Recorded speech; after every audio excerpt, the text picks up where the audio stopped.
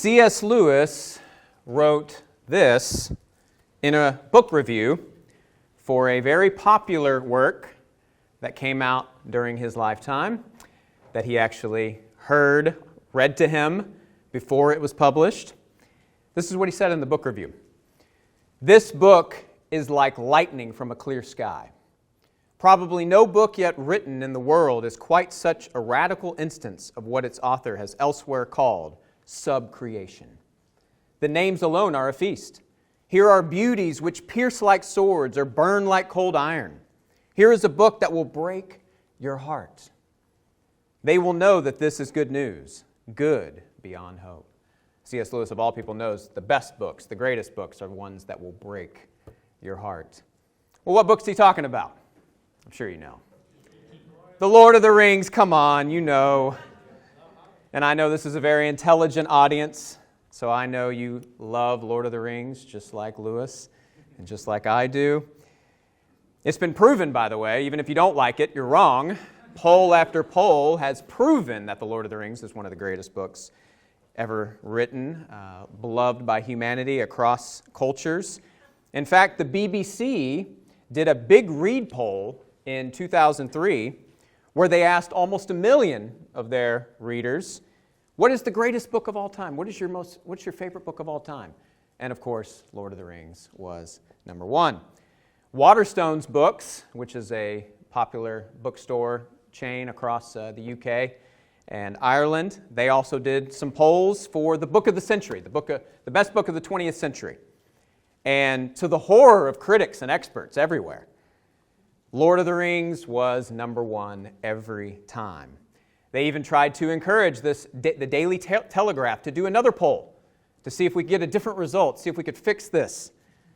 And ultimately, they got the same result, Lord of the Rings again. In fact, one of the polls that was done that I found, Lord of the Rings was number 2. But guess what was number 1 in that poll? The Bible. The Bible, so the critics still weren't happy. But when it dawned on them, the pollsters, that the Bible obviously wasn't written in the 20th century, it got taken out, and the Lord of the Rings, number 1, again. One critic wrote, "Why have we taught these people to read?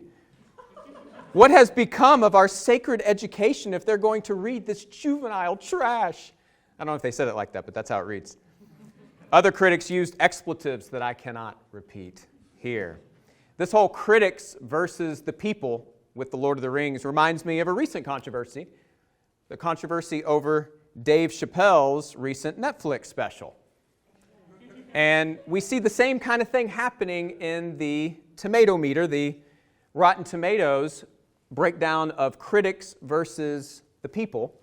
And as you see, with Dave Chappelle, 33% from the critics, 96% from the masses, from the people. And Hannah Gadsby, if you haven't heard of her, most people haven't, she is what's called a post-comedian. I still don't know really what that means, but she actually is called a post-comedian. And notice the critics give her 100%, and the people 27%. But the most embarrassing of all, of course, is Fauci. A new documentary on Fauci. I think this breaks the record for Rotten Tomatoes because Fauci gets 90% of the critics. They say, yes, see it, watch it. 2% from the people. So, poor Fauci. Come on, somebody watch it, please. Somebody watch it. Why do people, setting aside the critics, humanity, love The Lord of the Rings? The books, the movies, we were talking about the new Amazon series that's coming, which I'm worried about. They may ruin it, and then the critics will love it, and we'll hate it. But I'm hopeful. Why do they love it so much? Well, one, it's a great story, of course. And these are great movies. My goodness. Some of the greatest movies ever made. But there are many fun and entertaining stories, and they don't sell over 150 million copies. In fact, only 20 books, around 20 books in all of human history have sold over 100 million copies. Lord of the Rings is one of them. Most of those books, by the way, are religious texts, and the Lord of the Rings finds itself in that group. I think there's something deeper going on. I believe it's because at its foundation, it is a Christian work.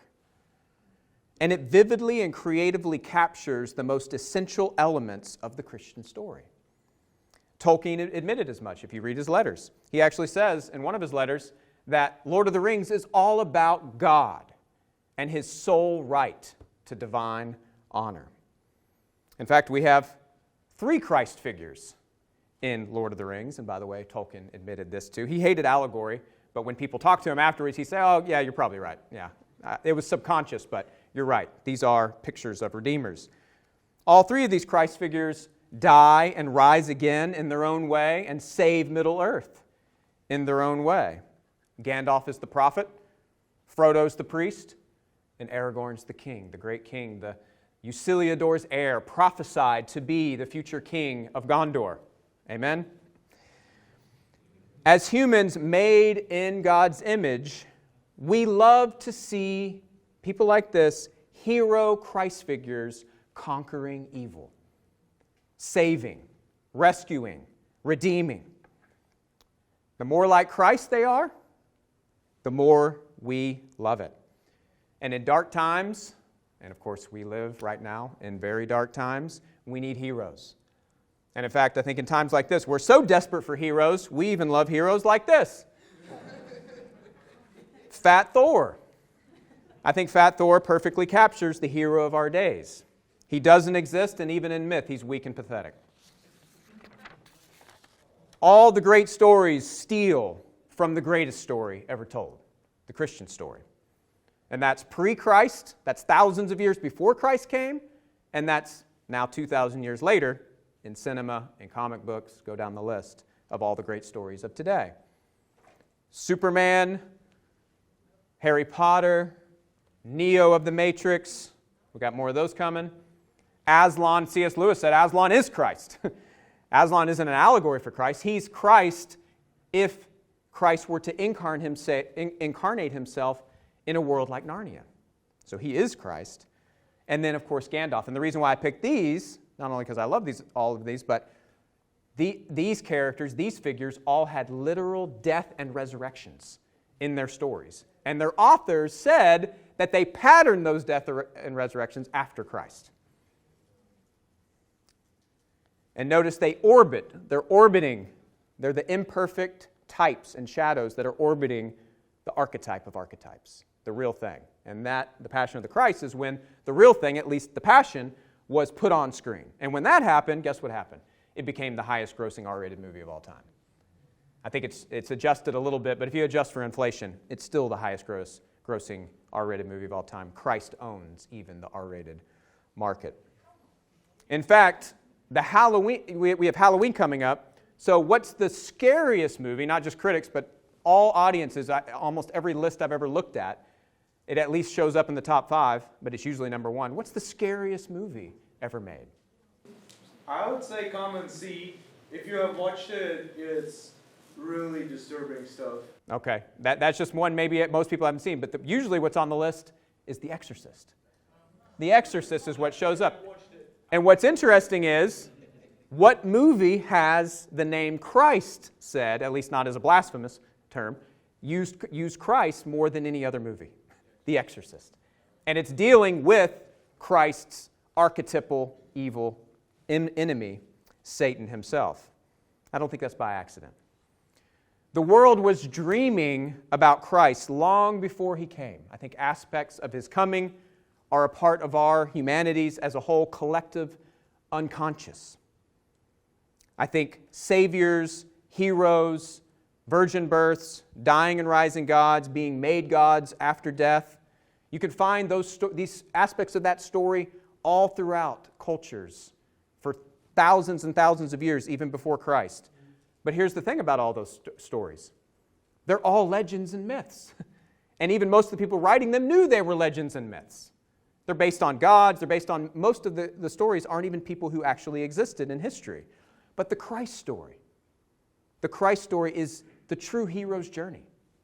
It's the one story, the one fairy tale that actually happened in history. We can point to it. It happened during the reign of Tiberius Caesar under Pontius Pilate. Joseph Campbell, if you read his book, he popularized the idea of the hero myth in his book, Hero with 1,000 Faces. And he said this, he said, a hero is someone who has given or sacrifices himself for something other than himself. And by that definition, if you take it to its extreme, there's no greater hero than Jesus Christ. No one ever gave more, no one ever sacrificed more, no one ever loved more than Christ.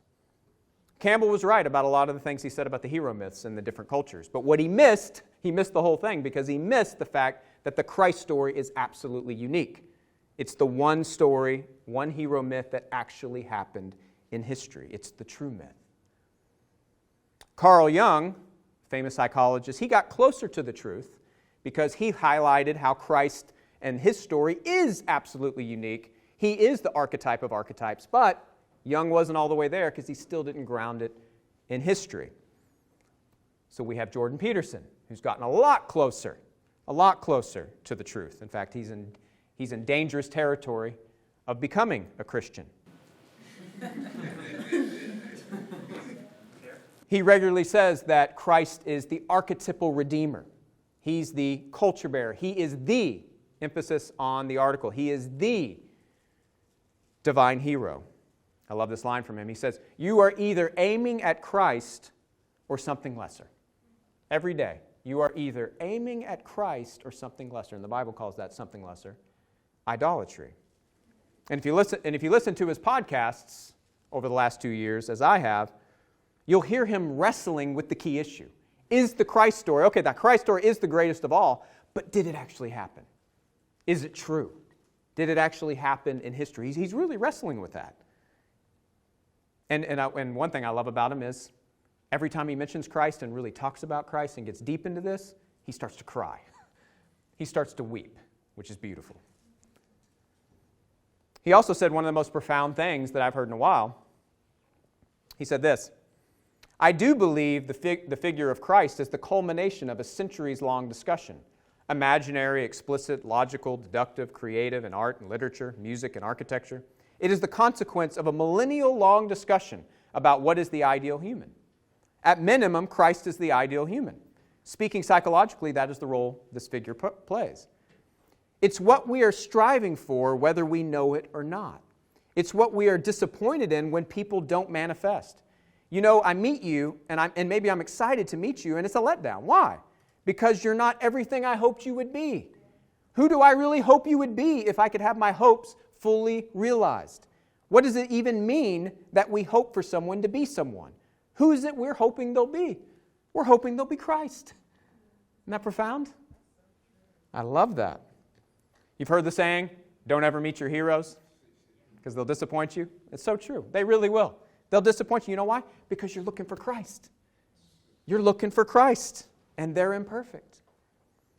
All of human history, I believe, has the same desire. Like I said, like a collective subconscious.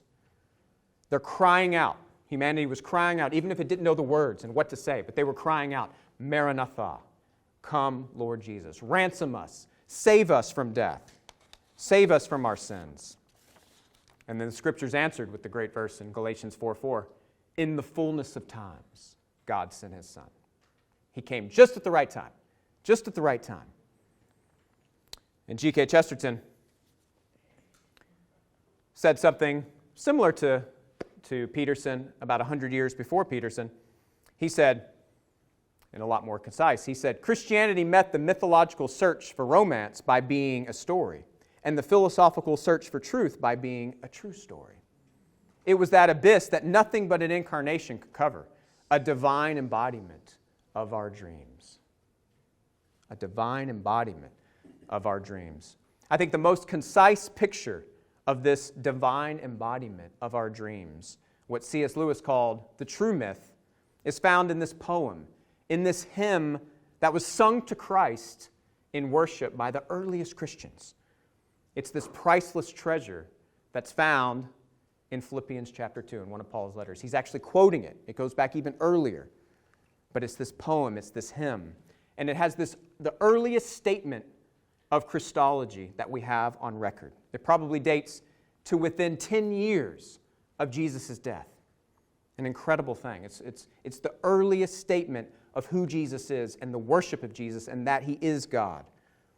Incredibly, The highest claims about Jesus we find in the New Testament, what's said in John, what's said in Revelation, is already said in this poem, in this hymn, which is the earliest statement about Jesus. The earliest Christology is the highest Christology. Just a summary of what it says. It says, this crucified man, Jesus, is hailed as equal to God the Father. He pre-existed before all creation. He became one of us. The Word became flesh. It describes His incarnation. It describes His death, even a death on the cross. His exaltation to the right hand of the Father. And it pictures Jesus being worshipped by all creation, whether invisible or visible, as Lord of the world. I mean, I can't imagine how many Greeks and Romans and Jews mocked and laughed at the early Christians when they said this. I mean, in the midst of the mighty Roman Empire, with Caesar on his throne as Lord of the world, they were saying, no, this crucified man, he was crucified like 10 years ago. That crucified man, he is the Lord of the world. You'll see.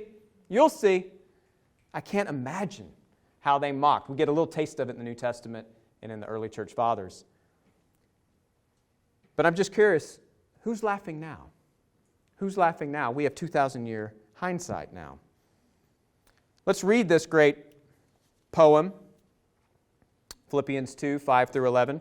Paul introduces it by basically saying, imitate Christ. He's exhorting the Philippians to be like Christ. He wants them to follow Him in His humility and exaltation. He says, your attitude should be the same as that of Christ Jesus, who being in the very nature God, did not consider equality with God something to be grasped, but made Himself nothing, taking the very nature of a servant, being made in human likeness, and being found in appearance as a man, He humbled Himself and became obedient to death, even death on a cross. For this reason also, God highly exalted Him and bestowed on Him the name which is above every name, so that at the name of Jesus, every knee will bow, of those who are in heaven and on earth and under the earth, and that every tongue will confess that Jesus Christ is Lord, to the glory of God the Father. Amen. It's a powerful, powerful statement. And if you read it in the original Greek, it's amazing because you really see the stanzas, you see the meters. It's written like a hymn. It was sung. It sings. I can't sing it to you in Greek right now, but it does. It sings. Some of the Christians in the Philippian church were self-seeking. They were pursuing empty glory. They were having divisions, fighting, quarrels. They were prideful and arrogant. Thankfully, churches and Christians aren't like this today. But this was happening in the first century in Philippi. So how did Paul combat such evil in their hearts? How did he deal with it? What was his way of ending it? He lifted up Christ. He lifted up Christ in all His glory and all His beauty, His supreme humility, His obedience, His sacrifice for sins, not just for the Christians at Philippi, but for the sins of the whole world. And if Christ, he's basically saying, if Christ, who is King of kings and Lord of lords, humbled Himself in this way, how dare us sinful creatures lift our heads in pride? The love and sacrifice of Christ, I have no doubt, melted their hearts when they first heard this. Imagine when the guy first, Epaphroditus, we know his name, when he brought the letter of the Philippians, and they heard this for the first time. It was probably a group of about 20 people sitting in a house church, and they heard this beauty about Christ. I'm sure it melted their hearts, and it should still break our hearts. I don't think you've really understood this text until you can say, like Paul, He loved me and gave Himself up for me. In the first part of the text, let me just read 6 and 7. Again, who being in the very nature God, did not consider equality with God something to be grasped, but made Himself nothing, taking the very nature of a servant, being made in human likeness. Every word here in the entire poem has had articles written on it, monographs, dissertations, even books. They could fill a library, the bibliography of this one hymn, these 5 verses. So I wish we could go in depth, but we don't have the time. But basically, Paul is saying what John says in this prologue. In the beginning was the Word, and the Word was with God, and the Word was God. And then, 1:14, the Word became flesh. The Logos became flesh and dwelt among us.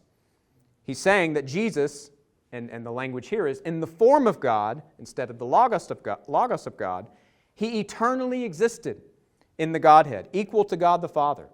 And really, the most radical statement here, when you go in the depth of it, it's the emphasis on the choice.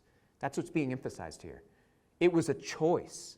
The Son of God chose to come. He chose to be incarnated and walk among us. He freely chose to come and save us. This is the true hero's journey. This is the true adventure that all the great stories and adventures and quests, all of those are imperfect shadows of this hero's journey. And why did he come? Why did he leave that world of light and come to this world of darkness? I think the scriptures are clear in other places. It was his great love for us. His great love for us. As John 3:16, for God so loved the world that he sent his Son. In fact, if he had not come, we would have all been damned, and the earth would have either been destroyed or become hell. And when he came, the text also says that he veiled his divine attributes and majesty to become truly human. He didn't stop being God. That's a heresy. He didn't stop being God, but his divinity was hidden. His glory was hidden. And he came as a slave. He came to serve us. He came, as Jesus himself said, the Son of Man did not come to be served, but to serve, and to give his life as a ransom for many. In verse 8, it opens with him saying, and being found in appearance as a man, he humbled himself and became obedient to death, even death on a cross. He humbled himself. Paul is contrasting Jesus with all the gods and heroes and mythological, whether mythological or historical, that Paul knew of at that time. And I'm sure the Philippians, being Roman citizens, they were pagans that had come to Christ. I'm sure their heroes were people like Alexander the Great and Julius Caesar and Augustus Caesar. All the Caesars of Rome were seen in their might and their power and how they sought glory, they sought advancement, they sought power and advancement by conquests. But not one of them is it ever said that they humbled themselves. Not once. You won't find that in any of the Latin, Greek, any literature in the ancient world. You won't find any of these people said that they humbled themselves, let alone sacrificed themselves for the sins of the world. What Jesus did in love, humility, and sacrifice was completely subversive in the Greco-Roman Empire. It was unheard of. This had never been known. You should read Tom Holland's great book, Dominion. He shows this, how we swim in Christianity and we don't even know it. We have all these assumptions in the West, and it's because we are founded with the Christian story. Big difference between those three and Christ. Jesus didn't just humble himself and die, but he died the worst, most shameful death one can die. A cross-like death. That's the way the Greek reads. It's like, even a cross-like death. This is the death of slaves. Only slaves or people who fought against Rome, the worst criminals, were crucified. In fact, Paul himself was a Roman citizen. Guess what? He was exempt from crucifixion. As he wrote this letter, he probably thought about that. Even he could not die the way his Lord died. And in fact, we know that. You know how Paul was martyred? He got a clean death. Still pretty bad, but he didn't get crucified. He had his head chopped off under Nero. The Roman orator Cicero one time even argued against a Roman citizen being crucified. And he said this, "It is a crime to bind a Roman citizen. To scourge him is a wickedness. To put him to death is like killing your own father. To crucify him, what?" That's actually what he put, the word for what in Latin. "There's no fitting word that can possibly describe so horrible a deed." So what word then is fitting to describe the crucifixion of the Son of God? This again contrasts Jesus with all the conquerors and tyrants before and after. And many more I'm sure will come. Jesus' life and what he did is the opposite of Friedrich Nietzsche's will to power. This is not will to power. It's the exact opposite of that. Jesus had all the power in the universe, and he laid it down. No one ever had such power and then laid it down. Instead, he took the weight of the world's hatred, violence, curse, sin, evil, all on himself, and he nailed it to the cross, and he died, making peace through his blood. He really is the Savior of the world. Incredible. It's the greatest story ever told. But it doesn't end there. Praise God. Therefore, God exalted him. Verse 9. Therefore, God exalted him to the highest place and gave him the name that is above every name, that at the name of Jesus every knee should bow, in heaven and on earth and under the earth, and every tongue confess that Jesus Christ is Lord, to the glory of God the Father. That statement when it says, in heaven, on earth, and even under the earth, that's an interesting statement. This may be an allusion to another aspect of the hero myth that we find in the ancient cultures, that Jesus also did perfectly, which is the descent into the underworld. You heard my first book was actually my dissertation being published, and it's all about that. It's all about Jesus' descent, not into hell, but into the underworld, into many compartments of the underworld. Odysseus, Aeneas, Orpheus, even Aragorn in Lord of the Rings, of course, all descended to the dead. But only Jesus can say, Revelation 1, 17 and 18, behold, I was dead, but now I'm alive again, and I hold the keys to death and Hades. Only he now rules those realms, and he can keep people there, and he can take people out. But notice it says, it says the name above all names. Jesus was given the name above all names. What is that name? You might think it's Jesus. It's not Jesus. Hundreds of Jews were named Jesus during that time. The name above all names is God's holy, personal name. It's the name most Jews today still won't say. Yahweh, which in Greek is written as Kyrios, which comes to us in English as Lord. And this is the mystery of mysteries, how this Jesus was Yahweh in the flesh, the God of Israel in the flesh. And he's being pictured as now the God-man. He's now the second person of the Trinity. He's the Son of God. He's the Logos, but he's also added to himself a human nature. And that God-man is who is being raised up to the highest of heights and being hailed as Lord, as Yahweh. In fact, in that text, in the poem, Isaiah 45 verse 23 is actually being directly quoted. And in the context of Isaiah, Yahweh is speaking, and he's basically saying he's going to rule the ends of the earth, and he says, one day all knees will bow to me, and all tongues will confess that I am the Lord, and there is no God but me. That's the context of Isaiah 45 that is being quoted now in this hymn applied to a crucified man, applied to Jesus. Let me give you the full context of Isaiah 45. This is Yahweh speaking in the context. Turn to me and be saved, all the ends of the earth, for I am God and there is no other. I have sworn by myself, the word has gone forth from my mouth in righteousness and will not turn back. That, notice, to me every knee will bow, every tongue will swear allegiance. They will say of me, only in the Lord are righteousness and strength. Men will come to him, and all who were angry at him will be put to shame. In the Lord, all the offspring of Israel will be justified and will glory. An incredible text, and it's really awe-inspiring when you think about what is being said in the hymn that we're reading in Philippians 2. It's basically saying, because Isaiah wrote this 700 years before Jesus came, and now it's saying, this is how it happened. How did Yahweh become king over all the earth? And how are people finally bowing their knee to him?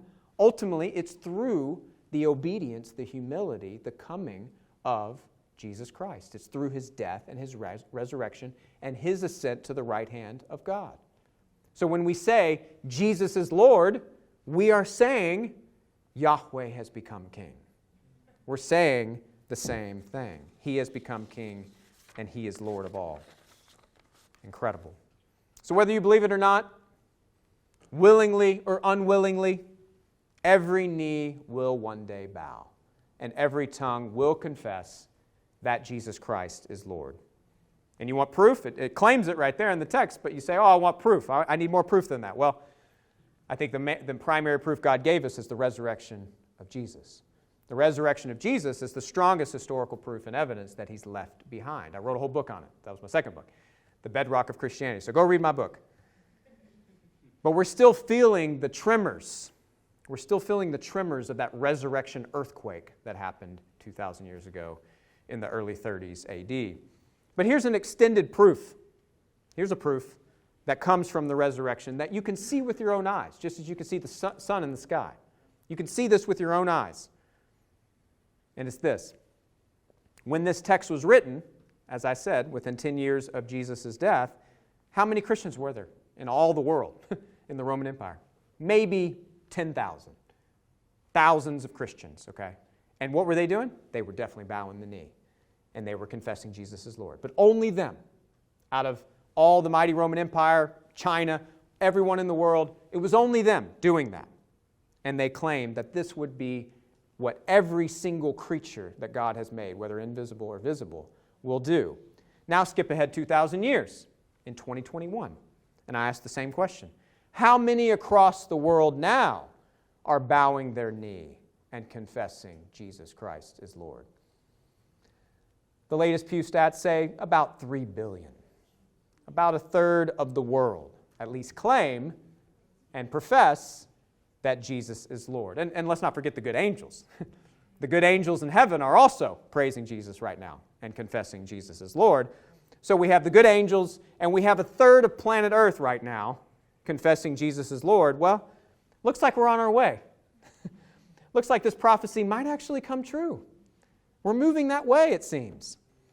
It's a fact that of all human beings who have lived, of the few of them who have claimed to be God or hailed to be gods after their death, all those people mentioned in Joseph Campbell's book, Hero with a Thousand Faces, of all of them, only Jesus is worshipped today in 2021. It's fascinating. Only Jesus. Only that crucified carpenter from 2,000 years ago. And unless we forget, by a third of the world. The largest religion in the world. He is Lord of heaven and earth and those under the earth. So a good question is have you bowed your knee before Christ? Have you confessed Him as Lord over every aspect of your life? And then what's stopping you? Today is the day of salvation, not tomorrow. All who trust in His shed blood on the cross and believe God raised Him from the dead will share in His victory and His reign. All who humble themselves in Christ will be one day exalted. But all who die without Christ will be put to everlasting shame. Jordan Peterson, who I quoted earlier, one time shared an extraordinary dream he had years ago. And I can remind you again, he does not profess to be a believer yet. Not yet. He's not far from the kingdom of God, I believe. But he said in this dream, he was in a graveyard. He was in this graveyard, and he could see the names on the tombstones of the graveyard. And it was all the mighty heroes of the past. All the big names you'd know. He said it was Alexander the Great, it was Julius Caesar, it was Genghis Khan, it was Buddha, it was Muhammad, it was all the great heroes of the past. And then they started to rise again from the dead in his dream. And they started to bow before something in the sky. And Peterson said in his dream, he looked up in the sky, and you know what it was they were all bowing to? Jesus crucified. It was the crucified man, Jesus, in the sky. Peterson was dreaming Philippians 2, 9 through 11. Incredible. You can just look it up. Type in Jordan Peterson's dream on YouTube. You can watch it. He's not the only one. People all over the world are dreaming Christian dreams. In fact, I met many Muslims in the Middle East. I was living in the Middle East for 3 years. And there were many Muslims who I met. And I got to hear their stories of how they became Christians. And many of them, it was because of dreams of Jesus. Jesus appearing to them in dreams. And very similar, independent testimonies of what they saw and what they heard. Incredible. But even the Western intellectuals who deep down, like Jordan Peterson, know that Jesus is the King of Kings and Lord of Lords, and that every knee will one day bow and confess that Jesus Christ is Lord. They dream it's true. Many more wish it's true. Thank God it's true. Amen? Amen.